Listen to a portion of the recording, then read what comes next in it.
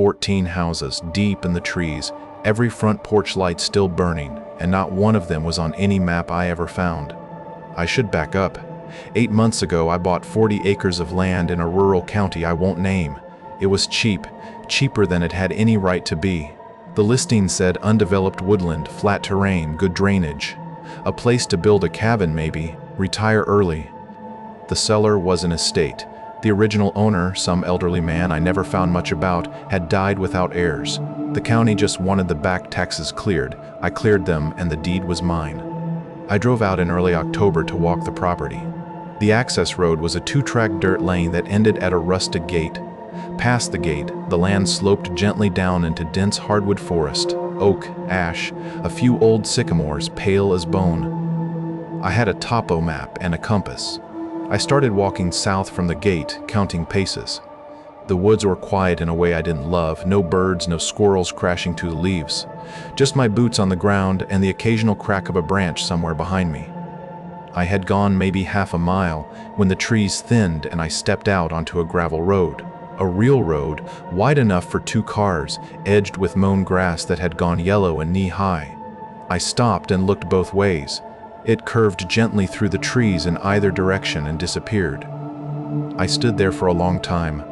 I pulled out my phone. No signal, which I expected. My GPS app cached the satellite imagery, and when I looked at the map, I could see my blue dot sitting in what the app showed as solid, unbroken forest. No road, nothing. I followed the road to the right, walking slowly, keeping my hand on the tree line in case I needed to step back into cover. I don't know why I thought about cover, I just did. The first house appeared around the bend. A small ranch-style home, brick veneer, white trim that had gone gray, concrete front steps, a welcome mat, a porch light burning steady orange in the middle of the afternoon. I stopped walking. The light was on. Someone was paying an electric bill. Someone had, at some point, screwed that bulb in and flipped a switch. I stood at the edge of the gravel and looked at the house for 2 full minutes before I moved. The windows were intact, curtains drawn. I walked up the front path. The concrete was cracked, but the weeds growing through the cracks were yellowed and low, as if someone had sprayed them at some point this same season. I knocked on the door. Nothing. I knocked again. Nothing. I peered through the gap in the curtain. I could see a living room, a couch with a crocheted blanket folded neatly over the arm, a coffee table, a small television, and on the coffee table, a mug, just a mug, sitting there. I stepped back from the house. My heart was going fast. I told myself, squatters maybe, someone camping an empty property. But the power was on. You don't just have power in an off-map house in the middle of a forest no one knows about. I walked further down the road. There was another house, then another. They were spaced maybe 60 feet apart, similar size, similar build, as if someone had laid out a subdivision and then planted the forest around it, or let the forest grow up around it over decades.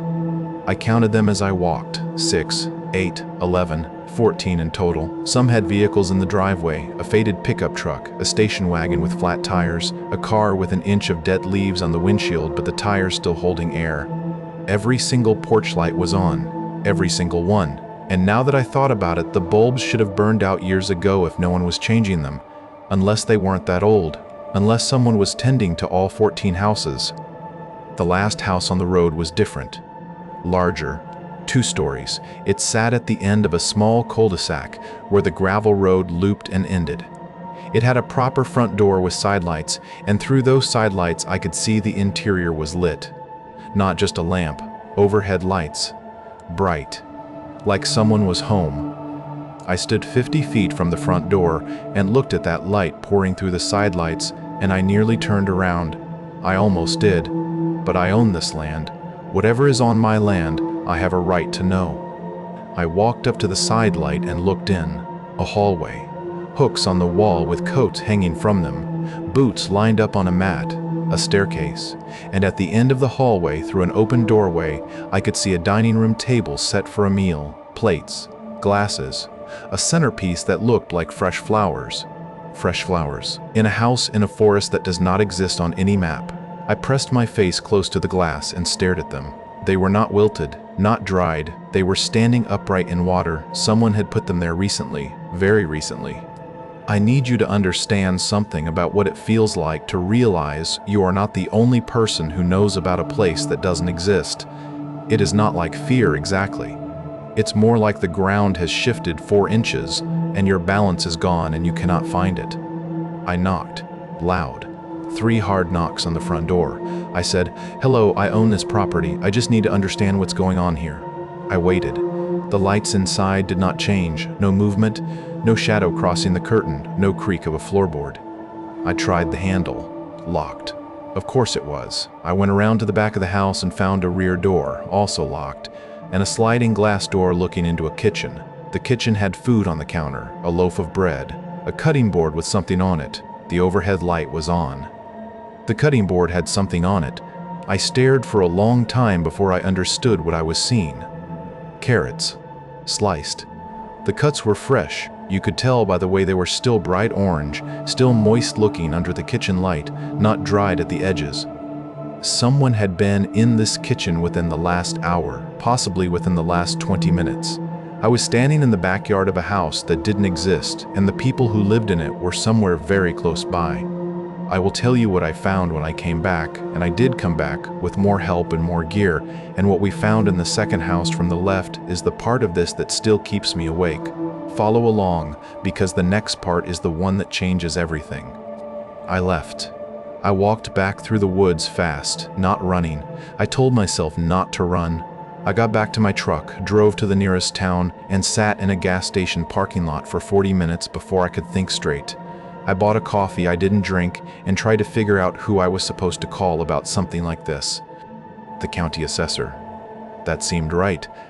The next morning, I called the county assessor's office and described the road, the houses, the approximate location on my property. The woman on the phone went quiet for a moment, then said she'd need to look into it and call me back. She never called back. I called again 2 days later. Different person. I described everything again. He said there was no record of any structures on that parcel. 0. According to the county, my 40 acres was raw land with no improvements, no utilities pulled to it, no address, no nothing. No utilities, but the lights were on. I started thinking about that. If the county had no record of utilities, then there was no conventional power running to those houses. No meter, no line, no account. So what was powering 14 porch lights? A generator would be loud enough to hear. I hadn't heard any generator, solar maybe, but 14 homes? All wired to solar in a forest where the canopy cuts out most of the light? Someone had built this. Someone had maintained it, deliberately, off the grid and off the map. I went back 3 weeks later with my neighbor, a former sheriff's deputy named Carl, who I trust. We brought flashlights, a camera, and I brought a legal notepad to document everything. I told Carl what I had seen. He didn't say much on the drive out. Carl never says much. We parked at the gate, went in on foot. I led him south through the woods on the same compass line. After about half a mile, he grabbed my arm. He'd seen the lights through the trees before I pointed them out. He said, quietly, "How long have those been on?" And I said, "That's what I need to figure out." We came out onto the gravel road. All 14 porch lights were burning, same as before. The cars were in the same positions. The same flat-tired station wagon, the same leaf-covered sedan. But Carl pointed to something I'd missed the first time. Footprints in the gravel, fresh ones. The gravel on this road was fine and dusty, dry, not rained on recently, and there were boot prints pressed clearly in the dust, leading from the second house on the left toward the tree line at the far end of the road. They stopped at the tree line. Just stopped. No sign that whoever made them turned around. No sign that they came back out of the trees. They walked to the edge of the forest and the ground on the other side showed nothing. The leaf litter was undisturbed, as if the person had ceased to exist at the tree line. Carl looked at me. I looked at Carl. He unclipped the flashlight from his belt and turned it on without saying a word. We went to the second house on the left, the one the footprints came from. It was the same style as the others, brick ranch, white trim gone gray, but the front door was not fully closed. It was open, maybe 2 inches. Light was on inside. Carl pushed it open with his foot. He'd been a deputy for 19 years. He didn't use his hands. The door swung back and we stood in the doorway and looked inside. Living room. Same layout as the house I had looked through the curtain of before, couch, coffee table, small television. But this one was different in one way. On the kitchen table at the back of the open-plan room, there was a meal laid out. Plates of food. Actual food. Not years-old food, not decomposed. A meal, set and full. Carl said, very quietly, that food is warm. He had moved to the table and held his hand above a dish, not touching, just holding his palm over it the way you check a baby's bath. He looked back at me and said it again. The food is warm. Someone had made dinner in this house in the last hour. Someone had walked to the tree line and disappeared. And now we were standing in their kitchen. We left the food and started going room to room. I was photographing everything: bedroom, bed made, clothes in the closet, a pair of reading glasses on the nightstand next to a library book with a bookmark in it, bathroom, toothbrush, toothpaste cap off, a damp towel on the bar. Damp. Someone had showered or washed in this house within the last few hours. Someone who ate dinner and had reading glasses and a book they were in the middle of. I am telling you that these were not ghost town artifacts. These were a person's life. Interrupted mid-sentence. Carl found it in the back bedroom closet. He called me in and pointed his flashlight at the shelf above the hanging clothes. There were 7 identical notebooks stacked in a neat row. Composition notebooks, the kind with the black and white marbled cover. He took one down and opened it. Every page was filled with handwriting. The same phrase written over and over, top to bottom, wall to wall, in every line of every page. No date, no name, just the same sentence repeating until the notebook ended and the next one began. He handed it to me without a word. The sentence was, "We do not leave until we are told." Repeated hundreds of times in 7 notebooks. We do not leave until we are told. Carl set the notebook down on the shelf exactly where he found it. He said, "We're going to leave now," not a question. And then he said something that has stayed with me. He said, "Don't look at the tree line on the way out." I asked him why. He didn't answer. He walked to the front door, stepped out onto the porch, and started walking up the gravel road toward the tree line and the woods we'd come through. I followed him. I kept my eyes on his back. I did not look at the tree line.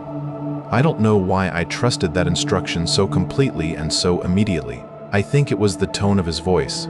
Carl had been a deputy for 19 years. He had gone into bad places. He had a voice for when something was very wrong, and that was the voice he used. We made it to the tree line.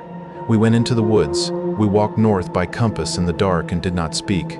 After about 10 minutes, Carl said there was someone standing at the edge of the trees, on the far side of the road, just watching us. That's why I said don't look. I asked him what they looked like.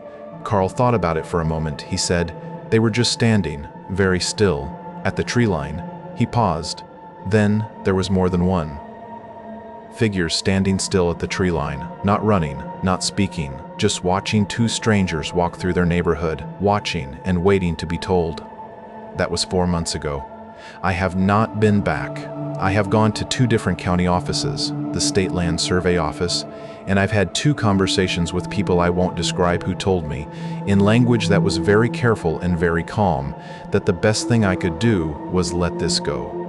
I do not know who lives in those 14 houses. I do not know who set that table, who sliced those carrots, who washed with a towel and left it damp, who had been copying the same sentence into the same notebooks for what looked like years. I do not know what they were waiting to be told, or who was doing the telling. What I know is this. I checked the parcel records going back 60 years last week. The land was held by the same name, the same estate name, from 1971 until I bought it. 60 years of tax payments on time every year on a parcel the county said had no improvements on it. Someone paid to keep those 40 acres invisible, paid on time, never missed a year, paid just enough to keep the county from looking twice and not $1 more. And the old man who died without heirs, the one I got the land from, I found one record of him, finally, one. A note in the County Historical Archive from 1973 listing him as the founder of an unnamed private residential community. Private residential community. I have read those 3 words every day for 2 months.